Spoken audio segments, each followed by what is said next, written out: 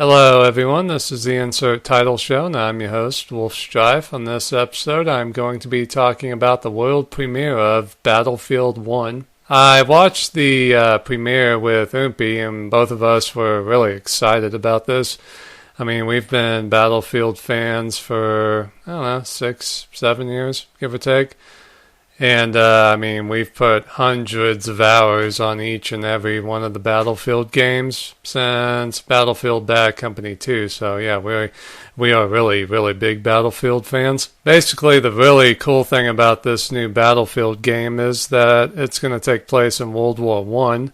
And in my opinion, it's about fucking time that a big-time video game studio did a World War One game. I mean, I've been clamoring for one for, 6, 7 years. I mean, it's been a long time coming. And I definitely have to give props to Darkest of Days, Toy Soldiers for sure, and my 2014 Game of the Year, Valiant Hearts. I think those three games definitely set the stage for a big company to come in and really do a World War One game.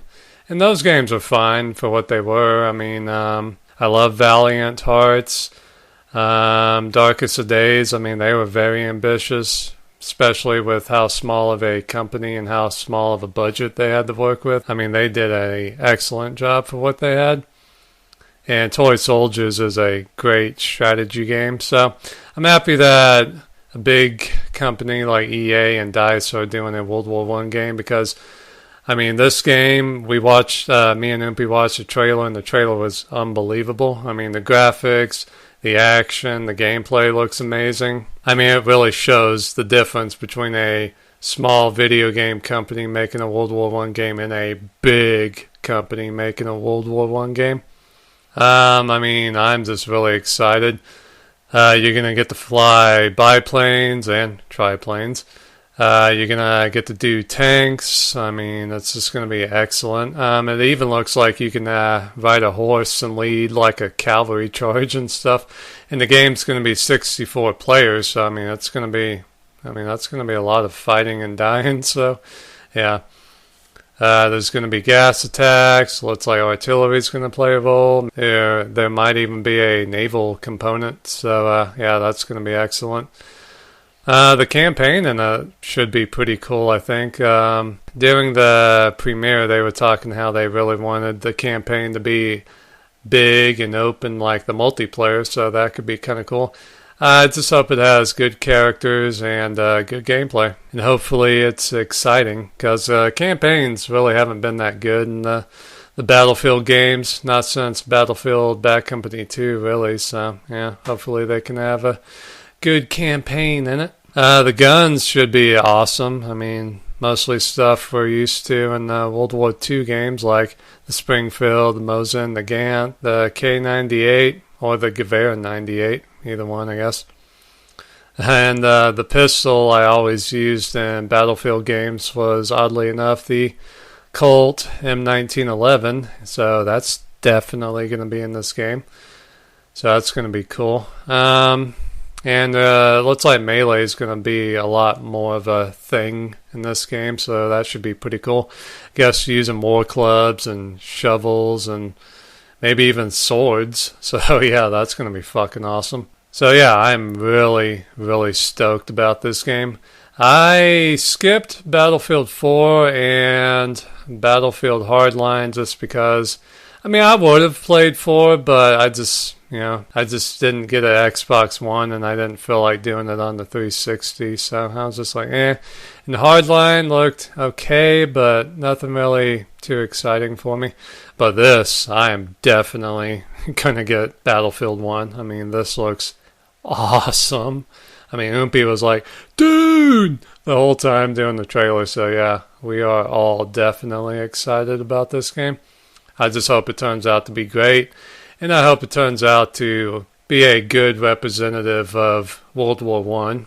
Because you've got to realize and remember, World War One was not really that popular just a few years ago. Think back when we were kids in school.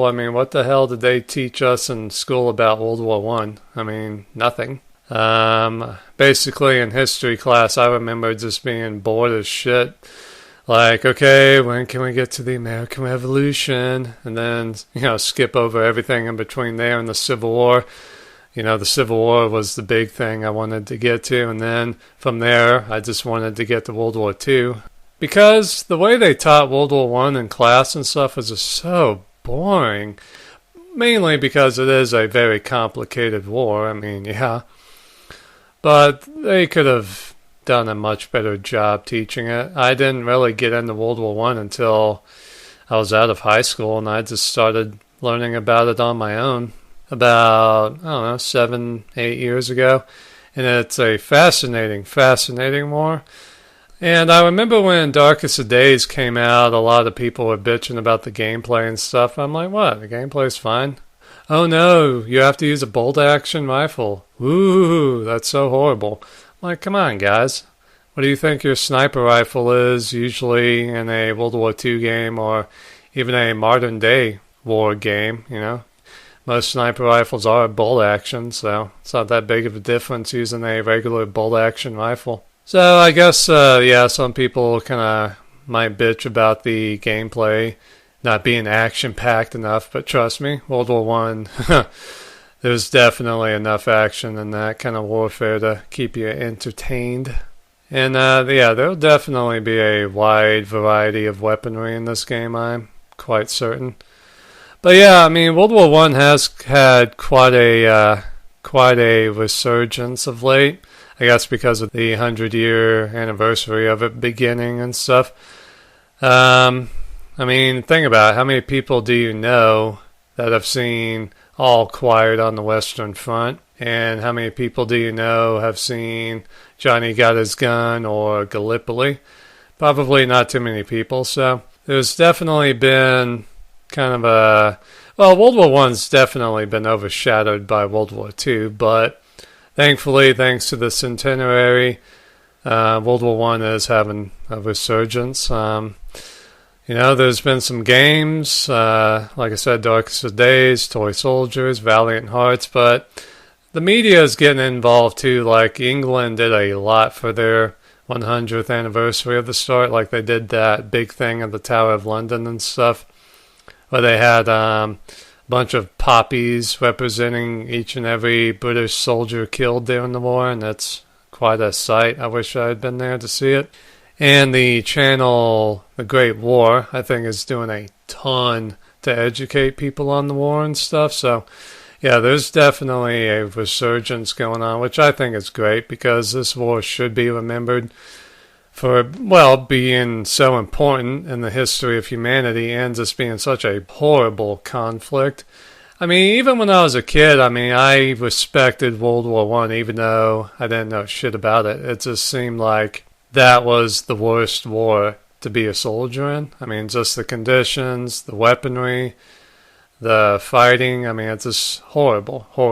And I've always been kind of drawn to wars that are just tough and terrible. So I've always kind of been on the periphery, been kind of interested in World War One, but now I'm like full on into it. So this game, I think, will hopefully be awesome. So definitely check it out. I think it's coming out on October 26th, 2016.